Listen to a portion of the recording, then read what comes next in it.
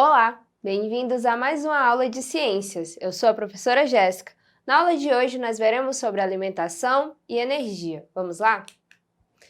Então, ao longo de todas as aulas, a gente já viu muita coisa importante, vimos sobre células, sobre tecidos, sobre os órgãos, vimos até sobre sistemas. Só que chegou a hora da gente entender um pouquinho como é que a gente pode contribuir para que o nosso corpo obtenha a energia necessária para que o seu metabolismo possa ser realmente ativado e assim a gente consiga realizar todas as nossas atividades. Então, para iniciar, a gente vai entender que a alimentação ela é muito mais do que ingerir nutrientes, né? E o que seria, então, a alimentação? Quando a gente fala da alimentação, a gente fala de um processo muito complexo. E que processo seria esse? Seria o processo onde os organismos vão conseguir obter e assimilar alimentos ou nutrientes para que, assim, todas as suas funções vitais possam acontecer. Ou seja, para que a gente possa conseguir realizar todas as nossas atividades diárias. Até para que a gente consiga respirar, por exemplo, a gente precisa ter energia para que esse mecanismo possa acontecer. Não é à toa que quando você está doente, que você não consegue comer, não consegue se alimentar, você deve ser encaminhado até um atendimento médico, para que por outras vias você possa receber algum tipo de nutriente, senão você vai ficar cada vez mais fraco e as suas atividades ainda mais em decadência. Então, quando a gente fala disso, é importante que as nossas funções vitais aconteçam para quê? Para que a gente tenha aí o nosso crescimento acontecendo, os nossos movimentos, tenhamos também o processo de reprodução acontecendo e, consequentemente, a manutenção também da temperatura do nosso corpo. Lembra que nós somos seres homeotérmicos e isso quer dizer que o controle da nossa temperatura é interna. Só que para esse controle possa acontecer, nós também temos que contribuir de alguma forma. E nós contribuímos a partir do momento que ingerimos alimentos e assim vamos ter energia acontecendo. Então, quando a gente fala dessa alimentação também, é importante a gente delimitar que ela não pode acontecer de qualquer forma. O ideal é que o nosso corpo receba o máximo de alimentação saudável possível. E o que a gente quer dizer com alimentação saudável? É aquela que vai garantir ao nosso organismo todos os nutrientes que ele necessita, tá? A gente não vai estar comendo nada a mais e nem a menos. É como se nós estivéssemos comendo aí de maneira totalmente equilibrada, tá? E quando a gente fala aí em alimentação saudável, é importante a gente destacar que nesse sentido a gente pensa na qualidade da nossa alimentação e não na quantidade, tá? Não é à toa também que as pessoas que às vezes fazem alimentação saudável, pode ser até que elas façam mais refeições por dia, mas a gente tem que perceber que são em porções menores, Porque só vão se preocupar com a saciedade naquele momento e depois de um tempo, voltam a ingerir de novo, mas de uma forma moderada e não de uma forma exagerada, como acontece com algumas pessoas que passam um longo período sem se alimentar.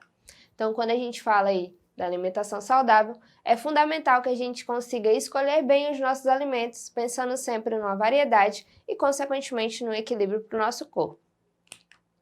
Continuando, a gente precisa ter essa preocupação, porque é a partir dos nossos alimentos que nós vamos obter a energia, que eu já comentei com vocês, que é necessária para que a gente tenha todas as nossas atividades acontecendo, tá? Então, todos os seres vivos, sem exceção, independente de ser um animal, independente de ser uma planta, vai precisar obter energia de alguma forma. A diferença é a forma como a gente vai obter essa energia.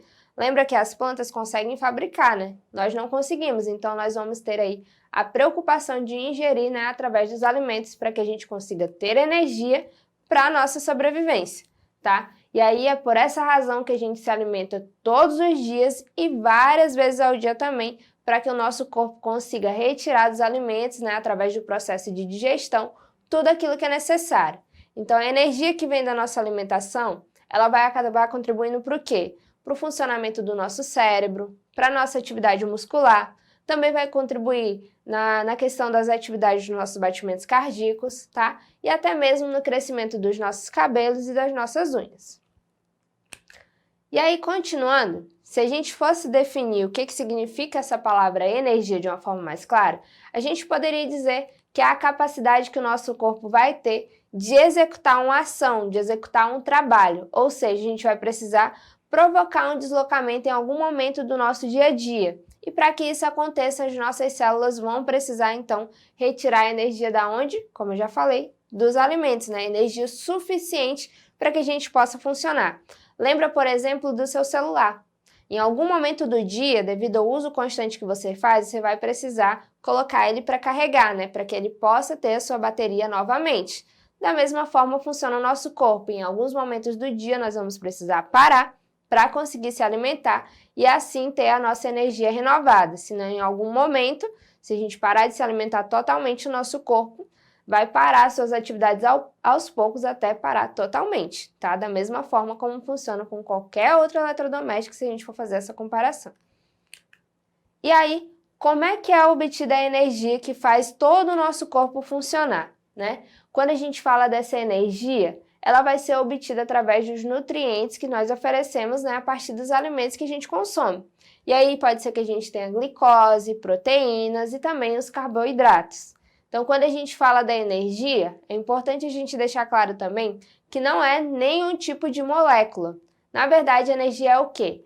É a capacidade que o nosso corpo tem de estar realizando o trabalho, ou seja, a capacidade que nós temos de fazer força e, consequentemente, de provocar deslocamentos, tá?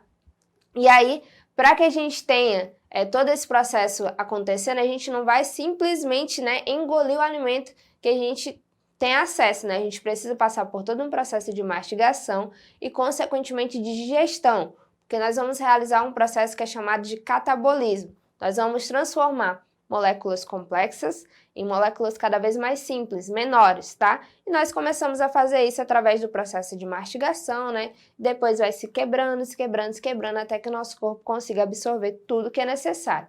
Então, durante todo o processo evolutivo, se a gente for comparar também, a gente vai ver que os seres humanos, eles conseguiram usar melhor a glicose, que vem dos alimentos, que é o que vai acabar dando um máximo de energia para que a gente possa funcionar todos os dias. E aí, entre os alimentos que podem fornecer maior energia para a gente, né, nós temos aqueles que são ricos em lipídios, tá? Porque eles possuem um conteúdo energético muito maior. Só que não é porque eles fornecem mais energia que a gente vai consumi-los em grande quantidade, tá? A gente vai ver já já que nós temos uma quantidade a ser ingerida de cada tipo de alimento, tá? E os lipídios, eles vão funcionar como a nossa reserva energética, ou seja, como a nossa reserva de energia, para quando o nosso corpo, às vezes, de repente, passar um tempinho a mais sem se alimentar, nós vamos ter uma reserva armazenada e essa reserva nós vamos ter devido a algum momento que nós tivemos contato com lipídio, tá? E a gente pode encontrar o lipídio aonde? A gente pode encontrar nas gorduras de uma maneira geral. Podemos encontrar no óleo, no azeite, na manteiga, na margarina, no amendoim, nas castanhas, no coco e até mesmo no abacate. E aí, aqui a gente percebe como é que é organizada, então, a nossa alimentação, né? Como é que deveria ser organizado aí o processo da nossa ingestão. Percebam que nós temos aí um elemento que é chamado de pirâmide alimentar, que eu tenho certeza que vocês já ouviram falar. Quando a gente fala de uma pirâmide, a gente observa o quê? Que a base ela é maior e conforme ela vai crescendo, digamos assim, né? Lá no topo ela tende a ser um pouquinho menor. E quem é que fica lá no topo? Lá no topo vão ficar os alimentos, não que são proibidos, mas os alimentos que a gente deve ingerir em uma menor quantidade. Então, lá na base, a gente vai ter aqueles, né, que vão fornecer maior quantidade de energia, né? Energia para que a gente gaste nas nossas atividades vitais. Nesse caso aí, a gente chama a base, que é o grupo 1, nós vamos chamar de alimentos energéticos, né, que a gente vai encontrar aí nos carboidratos, por exemplo. Já o grupo 2 e 3, que ficam acima da base, nós vamos chamar aí de alimentos reguladores. Depois dos alimentos reguladores, aí o grupo que tem o 4, né, e tem o 5, nós vamos encontrar aí os alimentos que são chamados de construtores, o 4, o 5 e o 6. E por último, o 7 e o 8 vai ser os energéticos extras, aqueles que vão nos dar uma porção a mais de energia. Então veja, a gente tem os alimentos que vão fornecer energia, né, de uma maneira geral, para todo momento. Mas nós vamos precisar também, em algum momento, da energia extra, né? Que a gente pode consumir aí, só que em menor quantidade, que é onde vai entrar aí a alimentação que alguns de vocês mais preferem, né? Por exemplo, os doces, tá? E aí, continuando, basicamente nós temos aí essa estrutura, ó, começando de baixo para cima. Os carboidratos, que é o grupo 1, que são a base da pirâmide, né? São aqueles alimentos, como eu já falei, que dão energia, porque eles vão acabar convertendo o açúcar no sangue. Já o próximo grupo, que é o grupo de verduras e legumes, que está acima da base da pirâmide, né? Eles vão dar o que pra gente? Vão dar fontes de fibras, vitaminas e até minerais. Já no grupo 3, nós temos as frutas, que ficam ali bem ao lado das verduras e legumes, né? Que também vão estar oferecendo para o nosso corpo, né? Fibras, vitaminas e minerais. Já no grupo 4, que é o grupo acima de verduras e legumes e frutas, nós temos os leites e derivados, né? Que vão ser uma excelente fonte de cálcio para o nosso corpo, que vão ajudar bastante, auxiliar bastante na constituição dos nossos ossos. Ao lado de leites e derivados, a gente tem aí as carnes e os ovos, né? Que já são de origem animal, que vão estar fornecendo proteína para o nosso corpo. E temos também as leguminosas e as oleaginosas, né? Que são aquelas que vão dar aí uma fonte de proteína vegetal. Então, a gente precisa de carboidrato, a gente precisa de minerais, precisa também de proteínas. E lá em cima, que é o que vai estar lá no topo, a gente tem óleos e gorduras, açúcares e doces, né? Os óleos e gorduras, eles vão ajudar aí nas vitaminas do complexo B.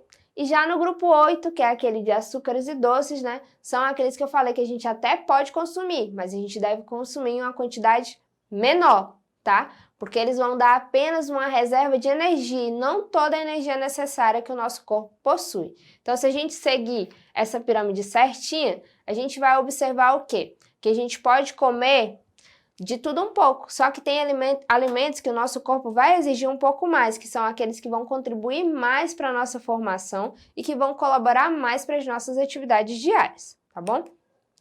E aí, para a gente fechar a nossa aula de hoje, a gente tem o nosso exercitando. Vamos ver o que tem aí na primeira questão.